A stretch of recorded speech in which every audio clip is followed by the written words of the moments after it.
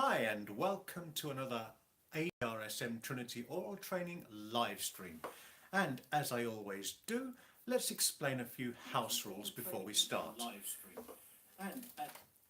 So, first of all, we need to participate in order for this to become a success for everybody.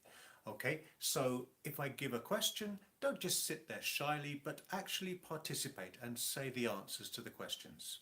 Now, if you could actually write down what grades you were doing, what actual parts you would be interested in working at, so that we can tailor the questions to help you the best. And as always, I'm going to play you one piece for the whole of this oral training live stream, and I would like you, excuse me a minute, I just need to turn the volume down on the monitor so that I don't get any feedback. I'd like you to just listen to a piece that I have to start with. There we are. Turn the volume off on the monitor. The joys of live streaming. Okay. Now we have here Jasmine, and she's doing grade 5 in 13 hours. Well, good luck to you, Jasmine. Okay, and Ravi TV is doing his grade 6 in a month. So we're going to try and get some questions that are suitable for you. But we're going to go through all the grades from 1 all the way up to 8. Do participate, please. And yes, is it Redsians? I hope I pronounced your name correct. You're doing grade 8 in a month. So we're going to have a nice session. Please participate. Now, I'm going to play you one piece. And one of the grade 8 questions that can be used for any grade is listening to a piece of music and then describing any notable features. Now, by notable features, it could be something very simple, which you use for grade 1. For example, the dynamics. Or is it staccato or legato? And as you go through the grades, you might talk about the tempo. You might talk about the tonality, major or minor. You might want to talk about the style and period, any notable features. But the actual question, describe any notable features, is an open-ended question which is asked at grade 8. So here is your piece, and please do put in the comments now any notable features that you hear.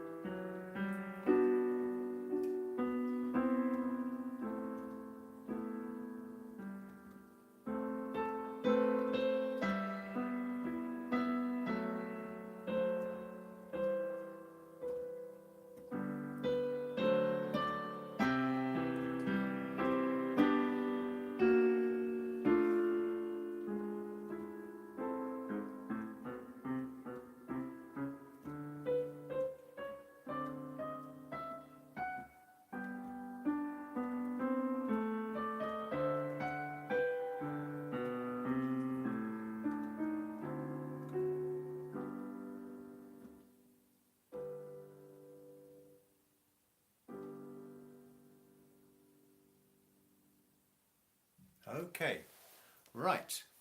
Now, Patrick Wells has joined us as well, and he's saying he's not a student but a teacher. I'm watching this for information and study. Teachers must always be on top of everything for the benefits of their students. Well, that is true, but you can also participate as well, Patrick, so please do. Now, someone's asking what the name of the piece is. I'm going to come back to that, because one of the questions through the grades is describing the style and character of the piece. And if I gave you the title right now, that would give the game away a little bit. So I will come back to that question. But can anyone give me Any notable features? Now it could be about the character of the piece. In fact, we could start with that. All right, since someone, is it Alina Habby, has asked, what is the name of this piece? Let's see if we can arrive at the name of the piece by describing the character of the piece. Now, by character, what moods, what feelings does it evoke in you? Okay, Red Siennes is giving us an answer. It's in a minor key. The tempo is pretty slow, mainly legato, but there are some staccato notes in the middle of the piece. Very good observations there, Red Siennes. Okay, so that is one thing that you could say in a grade 8 oral test. You could mention that as some notable features. Right, now we're getting to the character, Jasmine. Calm. And also Ravi TV noticed that the melody changed to the left hand in the middle. That's excellent observation there. The music is calm. Okay. And then when you're doing that particular grade and mentioning the character of the piece, the examiner might ask you what musical features give this piece its character. Now, then we're going to go back to what Red Siennes was saying, minor key, slow tempo, legato. Those sort of things give it a little bit of a calm character. Okay? Right, now, let's go all the way back to grade 1. Okay? And see if you can work out the time signature. Now, in grade 1, it could be 2/4 or 3/4. If you're going up to grade 3, it could be in 4/4 time. All right. Also in the grades, the lower grades, you have to clap in time, giving a strong clap on the strong beats. But obviously I can't hear you clapping through the chat, so we'll just leave that little part out for now. But if you can, whilst you're there, just quietly tap to yourself like this as you hear the beat. And if you're giving an emphasis on the first of every beat, then that will be the first of every bar. And if there are 2 beats in a bar, it'll be in 2 time. If the loud clap is every 3, as you're doing it to yourself, I won't be able to hear you, you'll say it's 3 beats in a bar. Okay, so let's play a little bit of it again until we get an answer on the screen. Okay, I'm going to come back to some of these comments in a second, but let's focus on the time signature. Is it in 2 time, 3 time, or 4 time?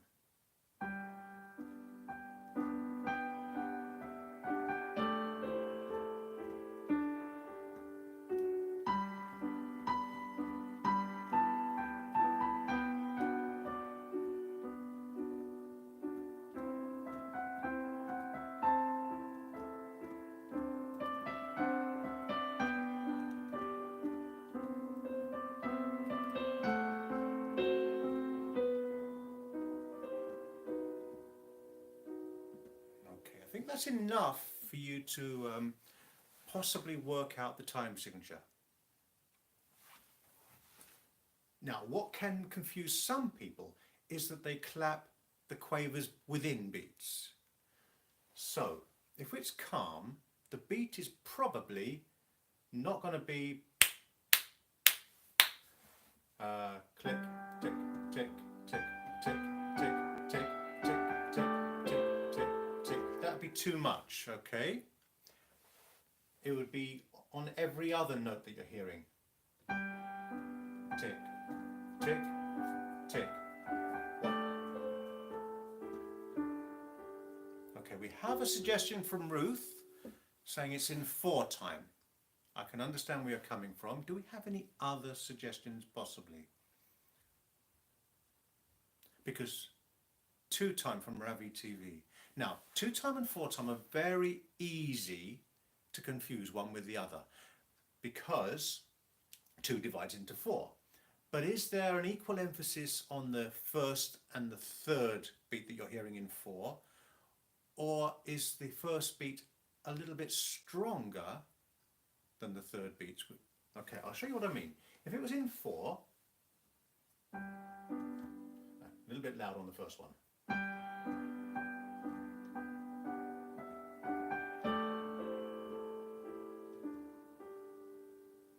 So it's 1, 2, 3, 4, 1 and a bit of a lean on that 5th note after the 4. If it was in 2 time, the lean would be every 2. 1, 2, 1, 2, 1, 2, 1, 2. Okay, now who's going to capitulate, Ruth or Ravi? Who thinks that the other one might now be right? Is Ravi sure of his answer it's 2 time, or is Ruth sure of her answer that it's 4 time? Unfortunately, Alina, it's not 3 time. It could be 2 or 4, but it is veering towards one or the other.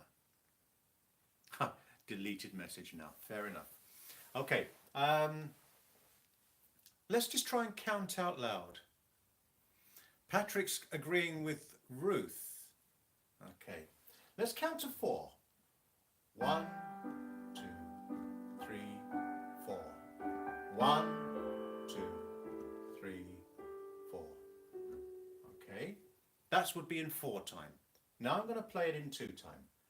1, 2, 1, 2, 1, 2, 1, 2. And now I'm going to play it how it should be and see which one it resembles the most.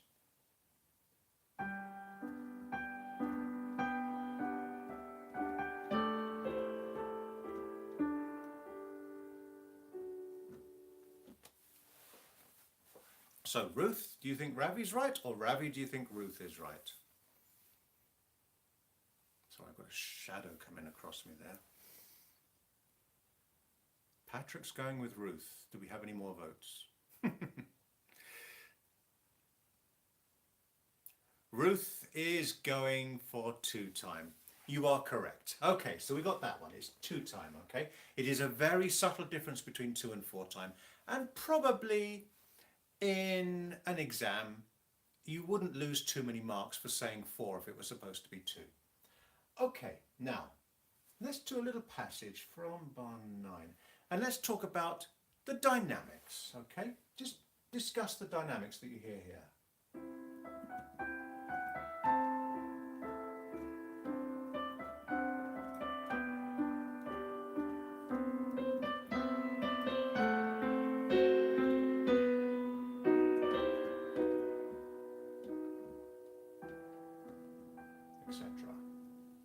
Okay, now sometimes there's a bit of delay in the internet, so I'm going to play it one more time so that you can have a chance to answer. Just talk about the dynamics, and not just whether it's loud or soft, but whether any changes were sudden or gradual. Okay.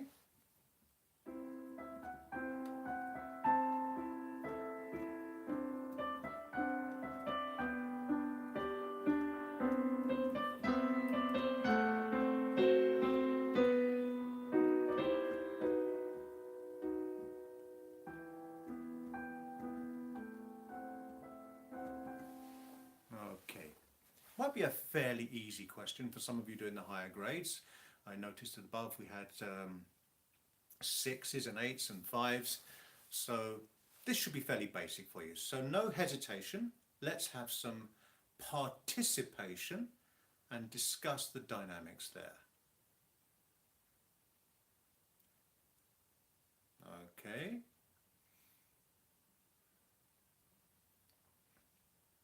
Good. Ruth is giving us an answer. Soft, gradual changes to be louder in the middle and then soft again towards the end. Yeah, exactly. It was a very easy question, almost too easy to bother answering, but that is the sort of thing you get in grade 1.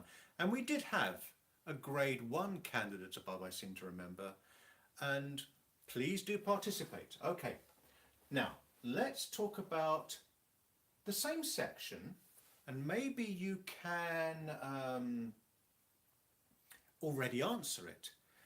What about the tempo? At the end of that little passage that I just played, I'm going to play it again, and this time tell me what happens to the tempo.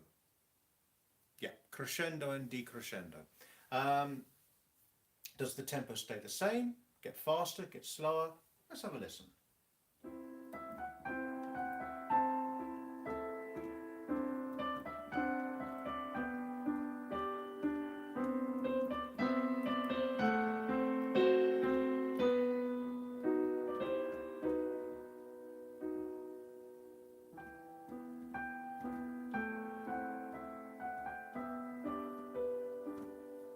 Okay? Tell me about the tempo. Any changes in tempo? Or was it always the same? The only problem with these live streams, there seems to be a bit of delay with the internet, so I don't get your answers probably when you're typing them, and they seem to come a little bit later. Well, that is a good point, Ressians. Okay, rubato. Yeah, rubato is when you can pull around the time within the bar, sometimes pushing forward, sometimes leaning back. But I think there was a more general change, okay? It was slow, rubato in the middle, and then a tempo again. Now, I agree with a tempo again, but there was a more specific ritardando, as Patrick mentioned, towards the end, just before going on. Yeah, and Jasmine as well joined in. It gets slower and then faster again.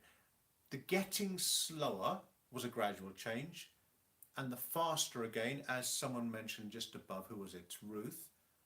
The word a tempo, going back to the original speed suddenly. And if you can make those distinctions in your exam, where the changes are sudden or gradual, you'll get extra credit for that. Okay, so let's think about tonality now. And very simply, I'm going to play you from the beginning this time, and tell me whether this section is in a major or a minor key.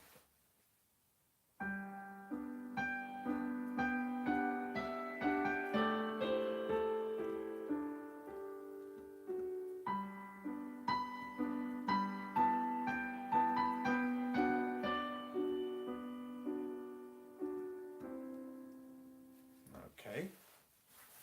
Would that section be in a major or a minor key? Now you're going for minor. I know why you're saying minor, Jasmine, because towards the end we had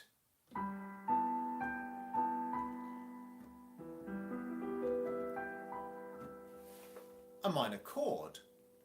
Crystal May, a new participant, and you're going for major. Now, just because you get minor chords doesn't mean the passage is minor.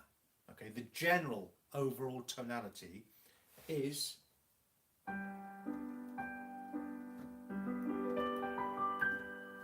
bright and smiley. It's major. We have a couple of minor chords in it, yes. So well done, Crystal May, and well done, Alina. Okay. And it did end in the minor, but very often the examiner will ask, what did it start in? And he might even ask, and what did it finish in? And if that were the question, then you would be correct in saying minor. But if the question was, in what tonality does this passage start, we're looking for the opening chord, which is major. Okay, so well done all of you who said major there. Now, the character I think we discussed a little bit already, and I'll tell you what the title is. It's Chanson du matin, okay? Song of the morning. And when we get up in the morning, until we've had our coffee at least, we're probably a little bit sleepy. So yeah, a calm, sleepy tune you could say. All right, Song of the morning, morning song. Okay, I won't tell you who the composer is yet, because one of the questions you get, I think it's from grade 5 onwards, but it could be in 6, 7 and 8. And one of the things you could mention in describing notable features is what period of music does it come from? Okay, so I'm going to play the piece, maybe an extended passage this time, and see if you can tell me what period of music comes from. Now, the usual choices for the ABRSM and Trinity exams is Baroque, classical, romantic, and then 20th century modern music, okay? You might have an idea already, but let's play it again to give you a chance to answer the question. What period of music does this come from?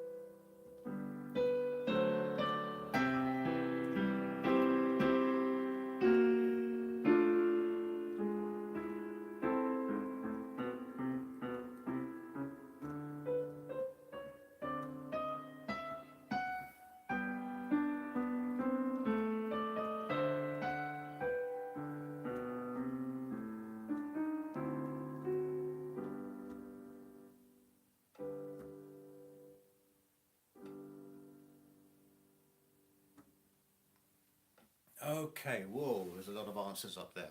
And let me just grab my mouse so I can scroll up and see who we've got. And let's have a little look.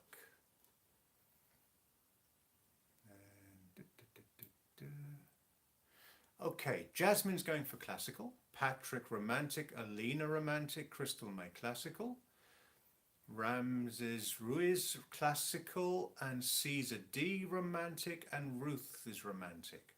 Okay, now obviously about half of you are right. No one went for Baroque and no one went for 20th century, although this composer did actually pass away in the 20th century, but this piece was written, well, I've almost given the answer away now, haven't I? Okay. Now, part of the question is in when you are recognizing the period of music that it comes from, they will ask you what musical features tell you that it's from whatever period you think. And we have a consensus that is either classical or romantic. I will give you that it is romantic, so all of those who said Patrick, Alina, Caesar, Ravi TV, and Ruth, sorry, you are all correct on there. So what is the difference between romantic period and the classical period? What musical features did you just hear? Maybe some of you who said romantic would tell you that it is romantic rather than classical. Come on, let's help each other out here, okay? Because there are differences. In fact, the most popular video on this channel, if you haven't even seen it already, is how to distinguish between the different periods of music. Okay, so we've got some answers coming up here. Ruth saying rubato, expressive, and use of pedal, and Crystal May is agreeing with that use of pedal there. Okay, now those are very good things. Rubato, expressive, and pedal. The romantic period is a little bit more emotionally intense. You do sometimes get some pedaling in classical music, and some performers even use a little bit in Baroque music, very rarely. But it is extensively used in the romantic period, okay? So pedaling. Rubato. Time is a lot more free. This pulling around, going faster and slower. You do get a little bit of rubato in the classical, but it is just that more exaggerated in the romantic period. Okay, so they're all very good answers. Okay, and the harmony as well. Now there are harmony changes in the romantic period which are a little bit more rich than you would get in the classical period. Another good point, Crystal May, a greater range of dynamics. And you have to bear in mind that classical music was written for a different instrument than romantic music. And so when the composer wrote something, if Mozart, for example, from the classical period wrote a forte, that forte would not be as loud as a forte in Chopin. And when we perform classical music, we always need to bear that in mind so that we don't get too loud when we see a forte in Mozart, for example. All right? So greater range of dynamics is an excellent answer. You're all absolutely correct there, okay? Very good answers. And for those of you who said classical, try and remember some of these things, okay? About the pedaling, about the expressiveness, about the changing in tempo, the rubato, etc. Okay? Now, one of the most feared parts of, especially the higher grades, and also the lower grades, is anything to do with singing. In ABRSM in ABRSM oral tests, there is a lot of singing involved, and everyone hates the singing part. And in Trinity, there is no singing, which is what some people may be a good reason for doing Trinity exams, because there's no singing in the oral tests. However, I can't test your singing here on a live stream because I can't hear you sing, but I can test you on something that will be very helpful for sight singing. Now, in sight singing, you have to be able to see a tune and then just pitch it in your head. Okay. Ravi's actually doing a singing exam, so hopefully it wouldn't be quite so daunting for you, but for some instrumentalists, pianists and whatever, singing is their least favourite part of the oral tests. Now, for example, if you're a brass player, very often it is quite useful, not for singing, but if you're pitching a note. Now sometimes if you use too much pressure when you're playing a brass instrument, you hit the wrong note. And if you can hear the note in your head before you play it, you are more likely to get the right note. Okay? So, we're going to try and work out what the intervals are, or what the pitches are of the different notes. Now, I'm going to have to hide my hands a little bit from this. I'm going to play you 4 notes from the melody. Okay, so the melody, I'll just play you the first 4 bars, and I want you to work out what the last 4 notes are. I will tell you that the first note is in G, and it's in the key of G major. I can't do this without hiding my hand, can I? Right, I'll just play the tune.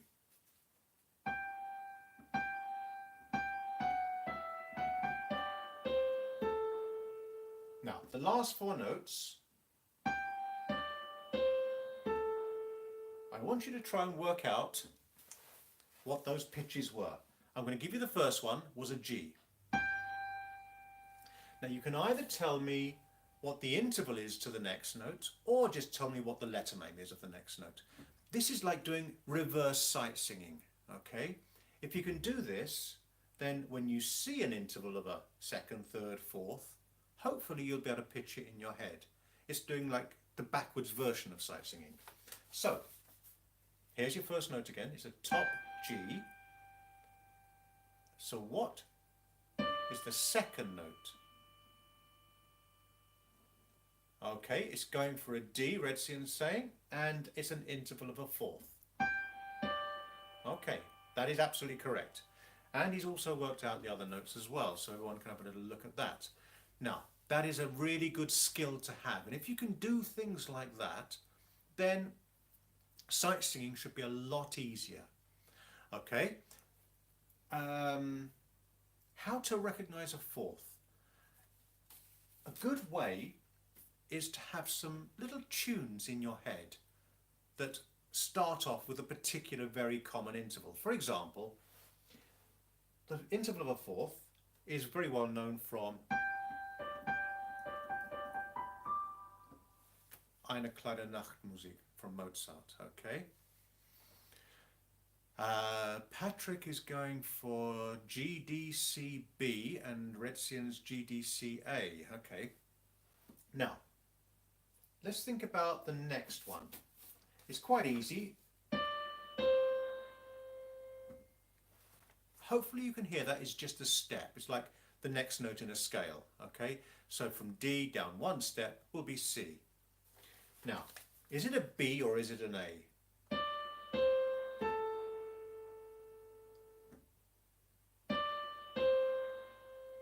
Or is it a, okay.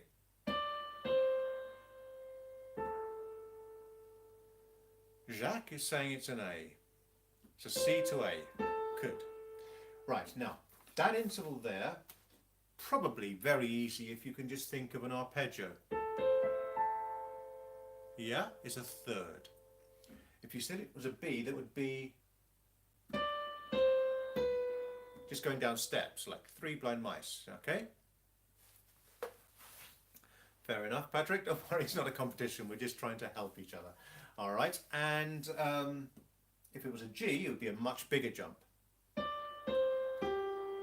get to the tonic. All right, so that's something you can practice for sight singing, all right? Look at a note and then just try and hear the next note in your head before you sing it, okay? It's very good for instrumentalists, especially brass players. String players as well a little bit, because if you can hear the note, you're probably more likely to play in tune. You've got much more of a physical thing on a stringed instrument where you put your hand in a certain place and hopefully guaranteed you'll hit the right note, although the tuning might need slight adjustment. And that is where hearing a note can help you with your tuning. Okay. Woodwind, I would say, generally you've got a lot more keys on a woodwind and you're more guaranteed of hitting the right note. Sometimes you can squeak an octave too high with too much pressure, yeah, but generally a certain fingering will produce a certain note on a woodwind instrument. Whereas on a brass instrument, generally you have 3 valves and there are a dozen combinations of notes you could get with any particular valve combination. So there's a little bit more guesswork involved, and you have to hear and feel the pressure. Anyway, that's not really what we're here for, talking about how different instruments play their music. Just to say that it is useful for brass players to be able to sight sing. Sight sing in your head so that you can play sight read music that you're playing. Okay, now, as we're going up through the grades, let's talk about texture. And texture is where you discuss the music in terms of layers, a little bit like a sandwich. Okay, how many layers? Maybe you have a triple-decker sandwich with 3 pieces of bread, and then there's some meat and there's some salad and some whatever underneath. Okay, I'm going to play you 2 little sections from this piece, and I want you to tell me if you can notice any difference in the texture between the 2 sections that I'm going to play. So the first one is the beginning of the piece.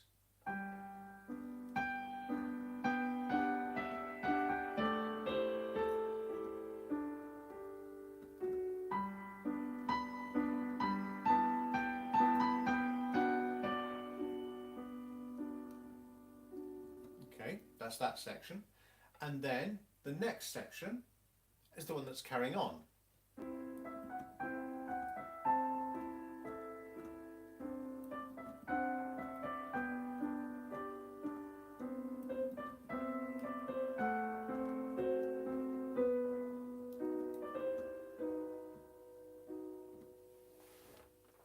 Okay, now very good answer, Redsian's homophonic. For those of you who don't know what that means, homophonic is one option and polyphonic is the other option. Homophonic is when it's one tune with an accompaniment. Polyphonic is when it's many tunes interweaving and questioning and answering each other. Okay, so it is definitely homophonic, but can we talk a little bit about the layers as well? Maybe how thick they are, how many voices can you hear? Does it change at all? Because at the beginning,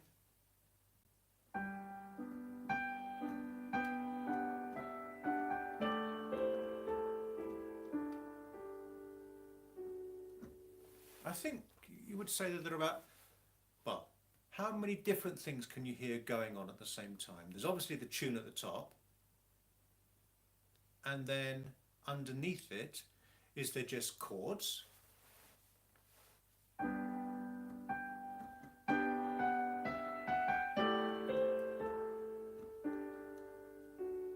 Alright, 3 layers. Beppo, a new participant. At the beginning there are 3 layers. The accompaniment changes to arpeggios. Yeah, so we seem to have a bass line.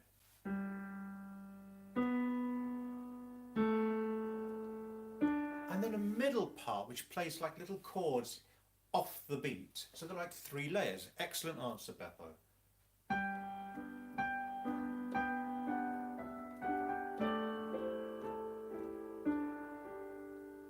Can you hear the 3 layers in there? Now, what's happening? How many layers can you hear? Not necessarily how many notes, but how many layers can you hear in this section?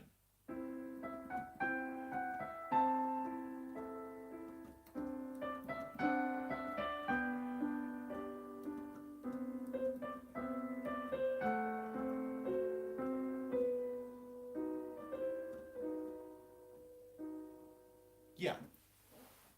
Okay, the second part is thinner. Now I noticed someone above, yeah, Ruth said it was a thin texture. I would say that the second half, the second section of this piece is probably thinner. It wasn't particularly thick at the beginning, so you are quite right to say it was fairly thin, but the second section was even thinner, okay? The first part, the first texture in the left hand was chordal in structure, and the second part, stepwise passage, followed the left hand. Yeah, on occasions you're correct. In this part here, sort of an arpeggiated sort of a thin texture there. But there are some chords as well.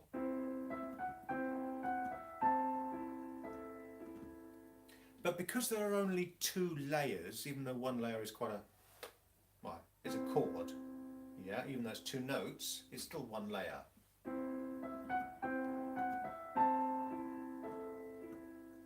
is slightly thinner than at the beginning. All right? Okay, so that's texture. It's a question that often confuses many people. They're thinking, what does that word texture mean? But just try and think of a sandwich. How many layers in your sandwich? And you'll get it right. All right? Okay, now we're going on to the meaty stuff now. Modulations.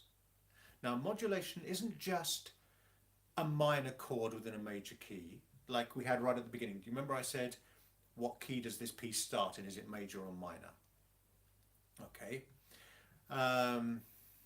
But a modulation is more of a dramatic change into another key, where you have different accidentals. Okay, so I'm going to play you, that second section again. And I want you to tell me whether we modulate. Now, if you're going to the higher grades, you might have come across these words. If you're in the lower grades, it might be a little above you, but you can learn from this for your future exams. Right, we have an option of modulating to the dominant, the subdominant, or the relative major or minor. Now, it's not going to be a modulation to the relative major because we're already in the major, but it could be to the relative minor, or the dominant, or the subdominant. Okay.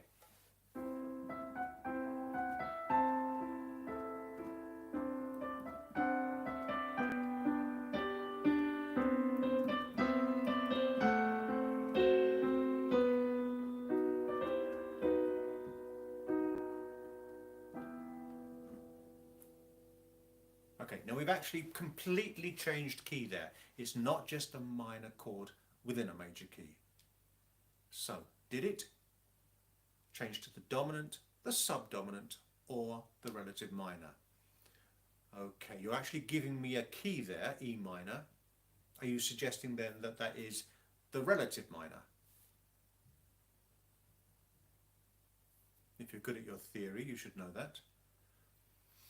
Okay, now Ruth, remind me what grade you are doing, because this might be beyond your grade. I think it's sort of the last 2 or 3 grades. I have to check up on the syllabus exactly, but yeah. So Beppo's going for the relative minor. Okay, if you haven't done this already, Ruth, it's something you will be coming across soon, depending on what grade you're on at the moment. It's definitely in grade 7 and 8 and possibly in 6. Maybe not in 6. 7 and 8, I think, yeah. Thanks for the information there, Abby TV. I should need to memorize these different gradings. Now, you see, the thing is, yeah, texture, structure, and character. Now, the thing is, I could give specific ABRSM tests, all right? Thank you, Ravi, too, from me. All right, but ABRSM, if they got hold of this video, would actually ask to have it taken down, because we can't copy their syllabus and put it on a live stream. All right, they're a bit funny like that.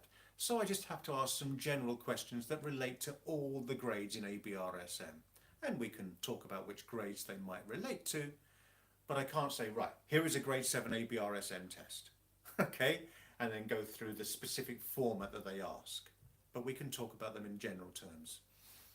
Right, so for those of you who didn't know about modulations, it's when we change key. But that particular one is probably the easiest to recognize, because it goes into a minor key and you can tell it's minor, all right? There's a change of tonality, not just a change of key. So what is the difference then? Okay, at the beginning we had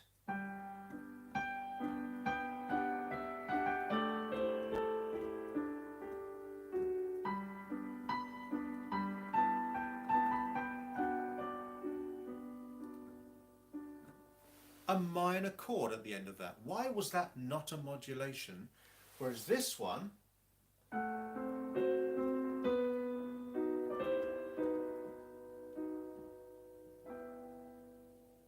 is a modulation. What's the difference? Now, this is You won't be asked this in an oral test exam, but the point is that when you have to modulate into a new key, any key has a key signature with certain sharps or flats. And if you modulate, you're going to be changing the sharps or flats that you have. Okay? For example, in G major, hopefully all of those who are watching now, even at grade 1, should know that a G major key signature is F sharp. Here, if you look carefully, you can see D sharp being played there. There is no D sharp in G major, all right? But in that earlier passage when we had some minor chords,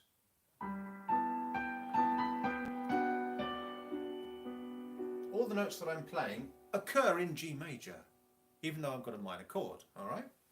But there is no D sharp in G major. There is in E minor. It's that raised seventh in the E minor. Exactly, Beppo. We had the dominant of E minor, which contains the D sharp that I was talking about. Okay, now we're getting on to the meaty stuff again, and let's finish off with some cadences. Now, cadences are the chords that round off a phrase, okay? And you have perfect cadences, imperfect cadences, plagal cadences at grade 8, and interrupted cadences. So I'm going to play you a selection of 3.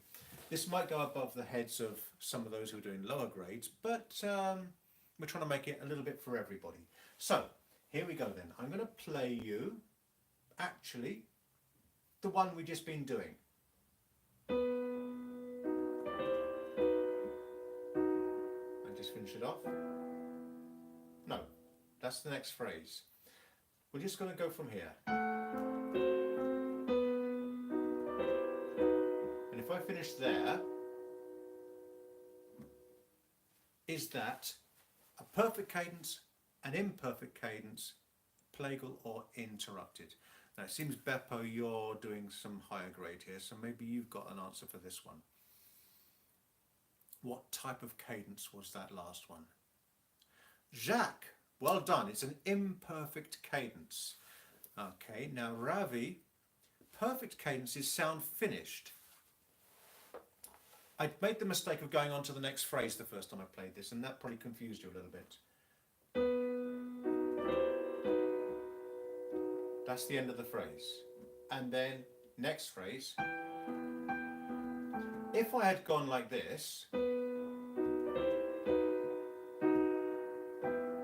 finished there, that would have been a perfect cadence. That sounds like the music could finish there. But because the phrase ended on the,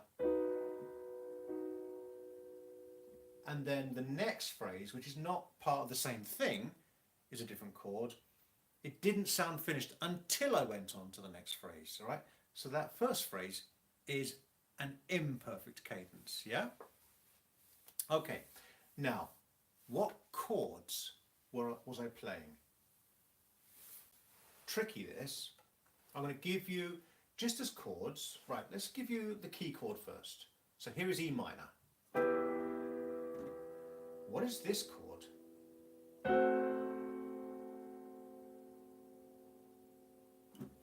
Now we're really testing those who are really into the meat of this. I'll give you those two again. First of all, can you hear the bass note? Okay, maybe you can probably see it, so try not to look. But there's your key chord. Now listen for the bass note.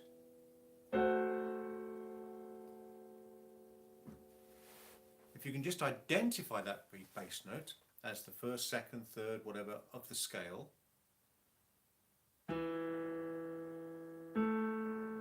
it's the 4th degree of the scale. That doesn't necessarily mean it's chord 4, it could be an inversion of a different chord. We are now losing viewers as people are signing off for the higher grades maybe. But some of you still here with us are into this stuff because you're doing grade 8s. Can you hear what degree of the scale is that bass note? I played you the tonic first.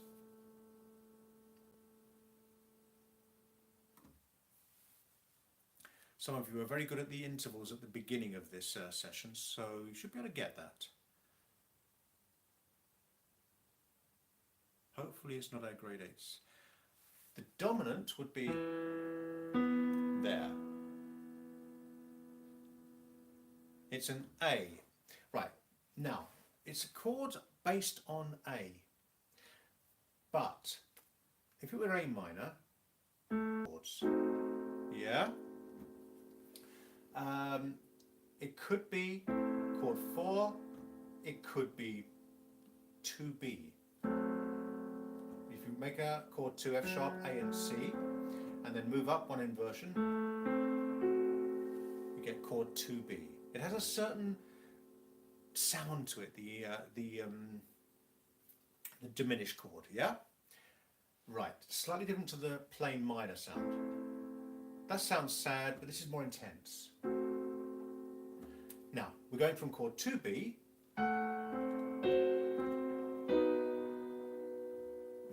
to what chord? What's the last chord in that cadence?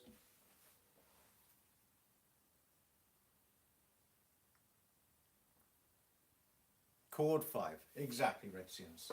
Right, let's do a slightly easier one. What is the cadence here at the end of this fret? Well, I'll just play you 2 bars. That's right at the end of the piece. Your key chord and your cadence.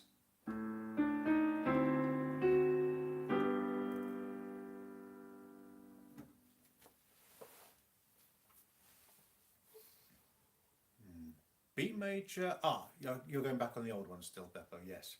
We've moved on from there now. It is a B major chord for the old one, but we're not on that now. We're back into G major again. Key chord of G major, and a cadence.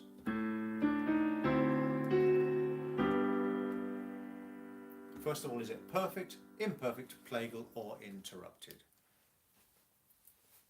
And if anyone wants to, they can try and tell me what the actual chords are. It is a perfect cadence, Jacques, well done. And what 2 chords? I mean, this one doesn't have any options, it's just a set answer. Redsians is also correct. Perfect, perfect, perfect from 3 of you. Yeah. But what chords are involved in a perfect cadence? You should know this from your grade 5 theory.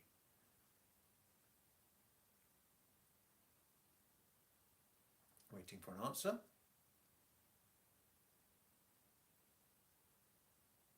Five, 1. That's it. You say 1C. 1C would be... No, hang on. Staying with the same bass note of the dominant. Okay. But it is just chord 5 to 1. Just straightforward 5, 1. Okay? Okay. We'll do one more, and then we're going to pre-finish this live stream here. So this one I've marked as starting at bar 20, which is here. Okay.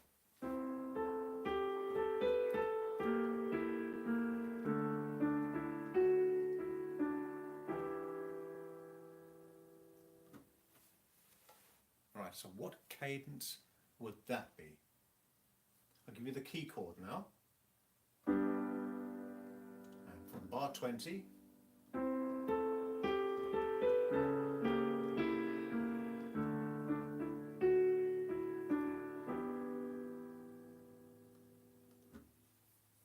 interrupted cadence is correct, Redsians. And can you tell me what chords are involved in an interrupted cadence? Jacques, you're also correct. Sometimes it's not fair because some people have a slightly faster internet connection and their answers get to me quicker. Okay, 5, 2, 6. Yeah, it's called interrupted because it sounds like it wants to finish on chord 1 and then suddenly changes direction to somewhere else. All right, it's like a perfect cadence that gets interrupted. So perfect cadence here would sound perfect cadence, finish of the piece. But we change direction.